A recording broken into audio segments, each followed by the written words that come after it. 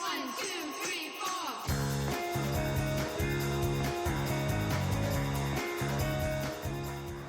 4. A really bad pop punk band that I was in when I was 15 through 18.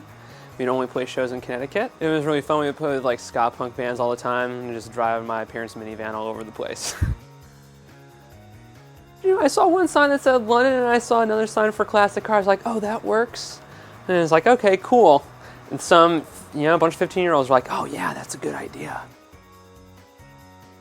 I think that was Pond Scum. Pond Scum is really not okay.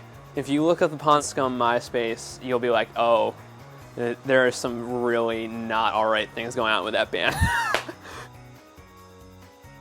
I want everyone to sell out all the time. When I joined World Is, I was like, Derek, we have to get a Tumblr. And he's like, no, fuck you. And I just made it myself.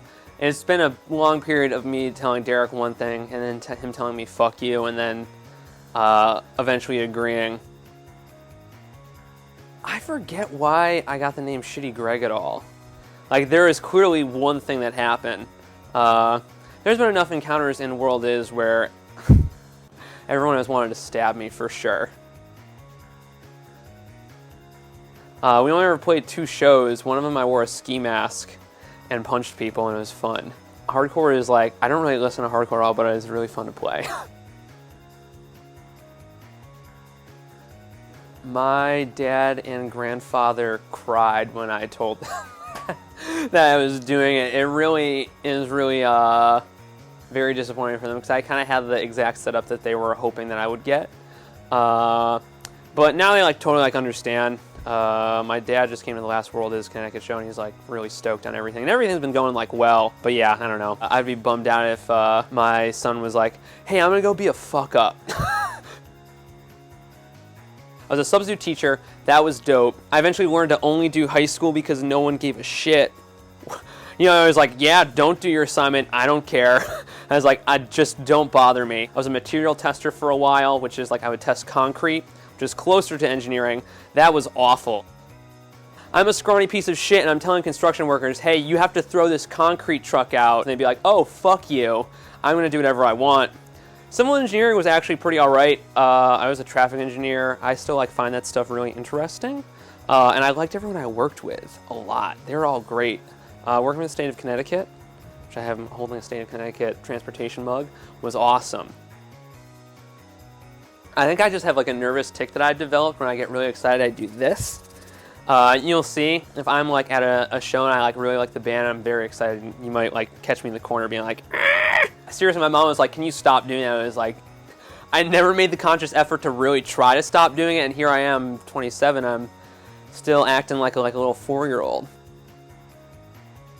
Twinkle Daddies was actually Tim Casey from HostageCom's Beast. He started it, but I was the one who took it out of hand. There was this My Heart to Joy HostageCom tour where Tom Chiari booked half of it and I booked half of it. So essentially what ended up happening was half the nights we played with hardcore bands, the other half of the night we played with Algernon Cadwallader ripoffs. So Tim Casey eventually started referring to these oh, we're playing with the Twinkle Daddies tonight. And then it wasn't for another year. On the first World Is tour that I went on, there was this term called scrams, and we were talking about how awful it was, and basically it just caught on via the internet, and you could trace what the person who it started with. And we're like, let's see if we can make this a genre. It's we will go everywhere on this tour, and we will talk to everyone about this, and we'll see if it catches on. And I also went on every band's Last FM page and changed instead of being Football Etc. is a US emo band, I was Football Etc. are Twinkle Daddies, and I did that to every single band's profile page. It was really, really fun watching kids try to change it back, and then I stopped doing it and other kids were changing things back to Twinkle Daddies. I remember it was the first time there was a You Blew It show right around the corner from here, and I went with Kevin Duquette, and we were just standing around a bunch of people, and I heard someone say for the first time, he's like, oh, they call this kind of stuff Twinkle Daddy. I remember turning to Kevin and be like, I fucking did it. And it's yes. And now it is this awful, awful beast that is out of anyone's hands, and it's terrible. So, but it's fun to know that I can influence a bunch of teenagers.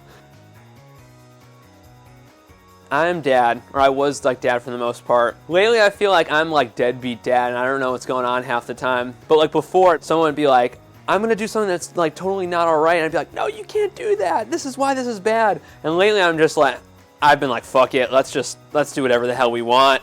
Fuck it, go for it. Put your hand in the stove, see what happens. It's like typical Tumblr stuff. You know, I appreciate a good Tumblr, posting some freak stuff, some weird images that I'm like, what the hell is that? Hamburgers in space or something. I don't care what's going on with you right now at this exact moment. Post weird shit. No. I eat so much fucking candy, it's ridiculous. I'm gonna be the fucking freak with the huge gut and the skinny arms like in 10 years. I'm gonna be an unfuckable piece of shit. If I can work with any band. Bedhead. Want that Bedhead reunion. Probably won't get it. Love Bedhead. They're great. The best memory that I have from that was we played this house show with La Dispute and Native in the middle, like in the suburbs of Illinois. Like La Dispute had already starting to blow up, but it was like at this cool level where they had not left the DIY realm for some reason. So like they'd play a house show and 400 people would come. And I remember just all these people being crammed in a fucking basement. Me crowd surfing throughout the entire set with like this much space between myself and the ceiling. And it was really, really surreal, like watching like both Native and their set at that show. And I was kind of like, oh, like all my friends are doing like wild things. And it was really like those kind of moments that kind of kept me in this world. For like every time I joke about being like, yeah, fuck punk, I'm like, oh, this actually is the only thing I like.